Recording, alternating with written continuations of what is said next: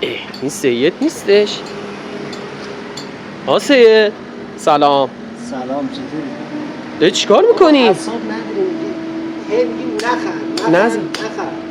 آقا گرون نخرید، آقا گرون نخرید. بیا اینجا. آقا همه مدل ساعت دارم، هر مدل که ساعتی بخواید، هر جایی دوست داری برو قیمت بگیر. اول برو دیجیکالا قیمت بگیر، بعد برو تورو قیمت بگیر.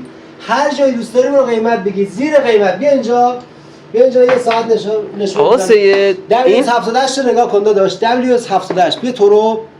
این نیستش. داداش این ساعت رو نگاه کن، قیمتش جز داده تورو 660 تومن. من از من میخری فقط 500 تومن. یا 500 از من بخر. حالا بریم ساعت بعدی نگاه کن. مدل بعدی چیه؟ M62 پرو پلاس. خب قیمتش رو زده 885 شون تورو.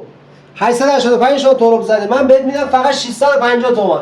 داداش هر مدل ساعت، ایرپاد، هر چی که خواستی، چه تک چه عمده، میتونی از من بخری زیر قیمت تورو و بلوک‌تای دیجیکالا. همشون پس جایزه هم میدید شما؟ هر هفته جایزه میدیم. دیگه از این چی بخواد؟ چی بهتر؟ تموم شد رفت. سید میخوای کاسبی کنی یا میخوای بازار رو خراب کنی؟ بازار رو خراب کنم. بیا فقط بیا از من بخر.